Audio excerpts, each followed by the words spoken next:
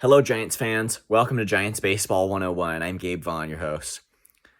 Well, the Rangers have closed out an ALCS victory over the Astros, so they're in the World Series, and we're going to see Bruce Bochy in his first World Series since 2014. And I know this did not happen at all in the way we would have liked. I mean, we'll just never know if Bochy could have gotten the Giants to the postseason again if he had been managing, or if, let's say, he was there in 2021, would he have been able to take them farther and to make them step up when it mattered and beat the Dodgers in that division series? That's the kind of thing we'll never know. And it's certainly true that Bochy was unable to get them to the postseason in 2017 and 2019. And had he been managing the Giants in 22 and this year, 23, it's certain that he, or almost certain that he would have needed to have a little bit more resources to work with. I mean, even if they could have won a few more games, got themselves into the postseason this year, like even just trying to go far there. So they would have needed to have more talent, and that being the case, I mean, I have to say, I think a lot of the difference Bochy would have made if he was still managing the Giants today, if he could have changed the outcome of anything, his role would have had to be just a lot of trying to get the front office to get the Giants some actual superstar talent. And I do think it's likely that Bochy would have been successful in just kind of negotiating that kind of a deal with the front office, where basically they actually sign some players for the Giants, give him something to work with. But all of that's really beside the point, because whether we like it or not, he did have the big retirement mix-up, and now he's with the Rangers. But it will certainly be cool to see him in the World Series again, and I think he can do it, honestly. If you just ask me who's going to win, I think that Bochy's going to get his team there, and just the history of just the good decision-making that he's shown in World Series situations, it's just, I would totally bet on him to do it again. And so we'll see there. The Diamondbacks and Phillies, they're also playing a Game 7, and I think that's going to be tomorrow.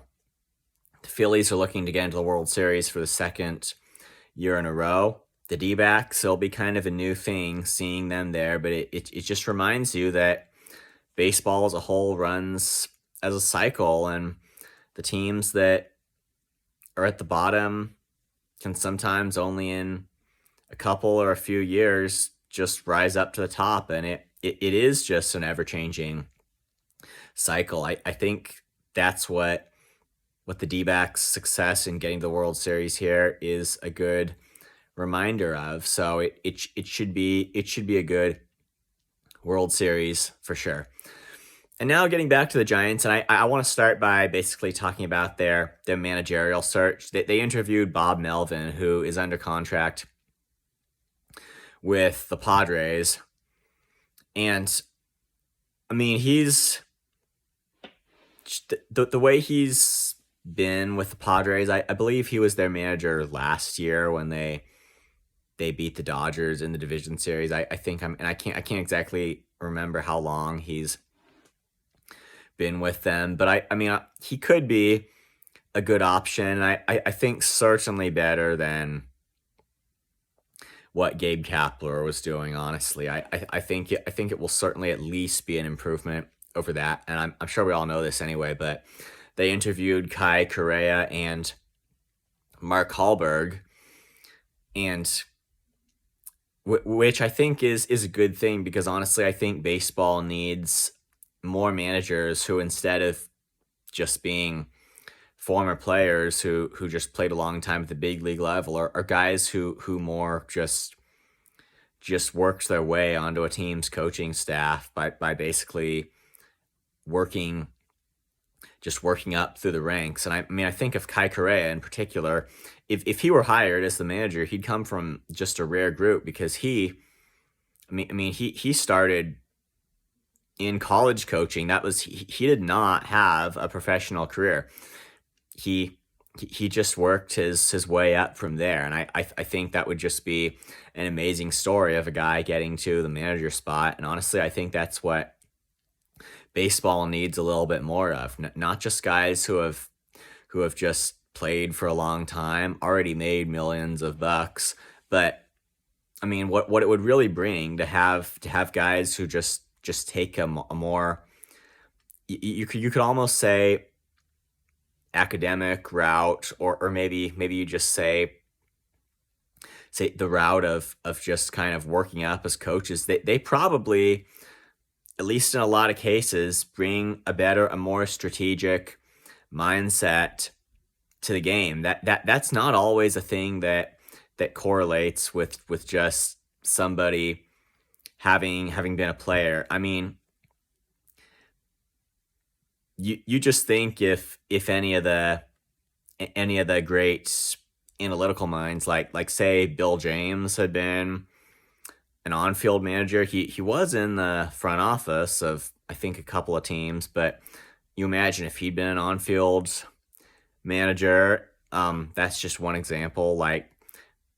And many others as well, who have basically just done the numbers and all that. And I understand that's not exactly the same thing as what we're talking about here, but I mean, I just hope that the picture it gives is pretty clear here. I think the experience that Correa has might be better, honestly, if you're talking about who's going to manage, than even the experiences of some former players. I think that should just be, honestly, an open opportunity, and it's something that teams could benefit from just doing that way. And I think when people figure that out, if they ever do, it might actually be a competitive advantage for some teams, because they will keep an open mind, and they will look for guys who have proven their qualifications in ways other than playing. Now, I understand I broke my own principle when I endorsed Buster Posey, and it's but even then, it's at least obvious as to why. I mean, if you look at kind of the whole general picture, it's and just the thinking that teams usually bring on former players to manage anyway, and I mean, I would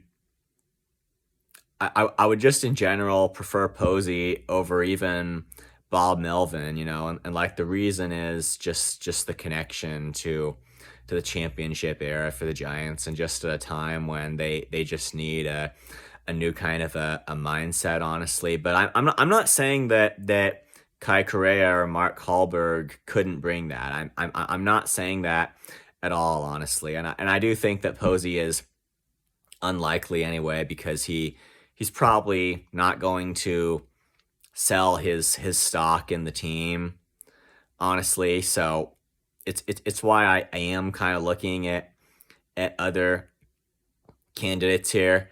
But I just think it's an opportunity for the Giants to just see how it goes, giving someone like maybe Kai Correa a chance here.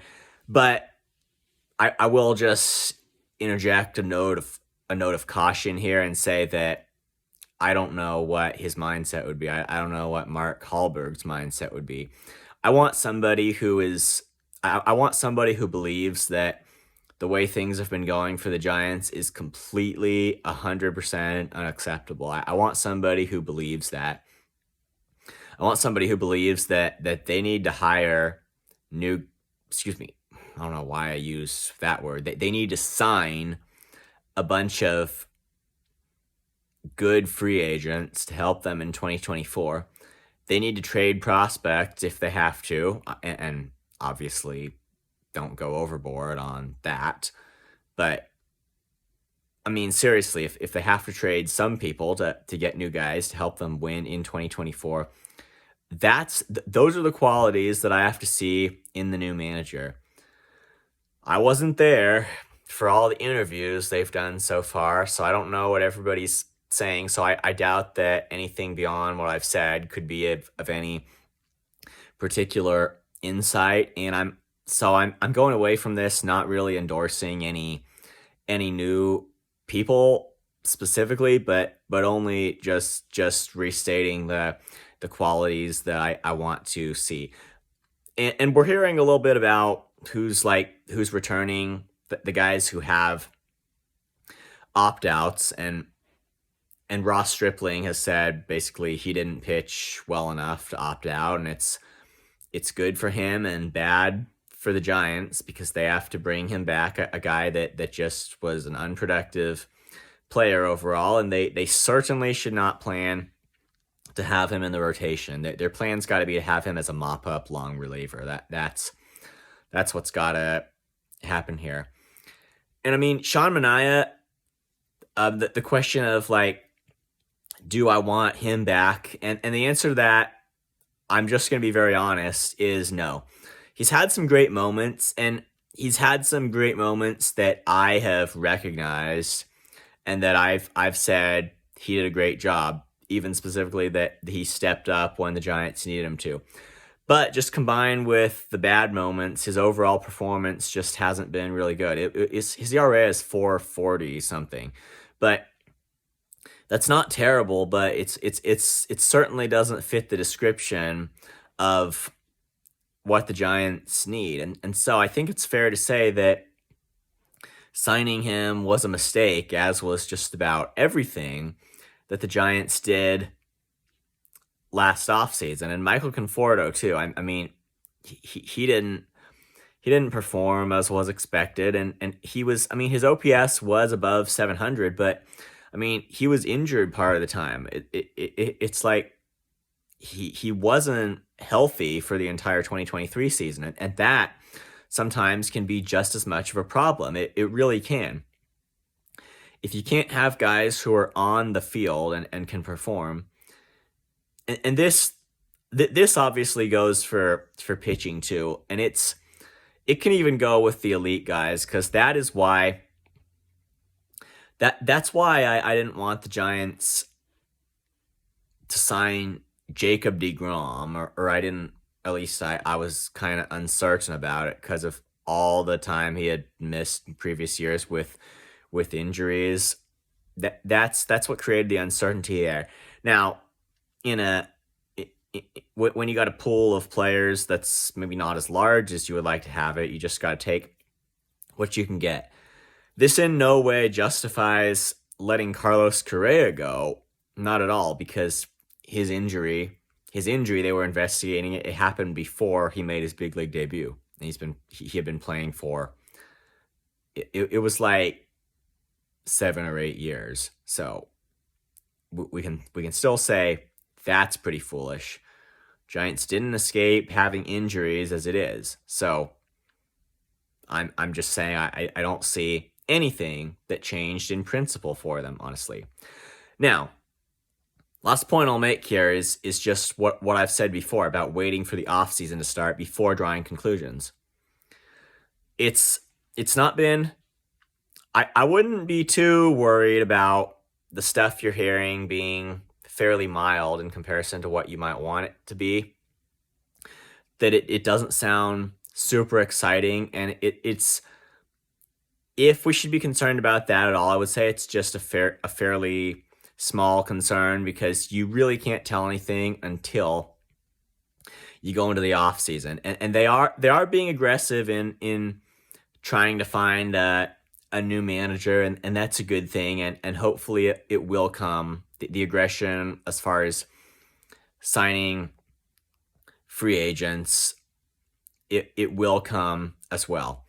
And Farhan Zaidi hasn't specifically come out now like he did going into last offseason, and he didn't come out and say it's going to be a big offseason for us. And I think the reason he's just said little about that is because he knows no one would believe him. That's what he said last year. He couldn't get anything done.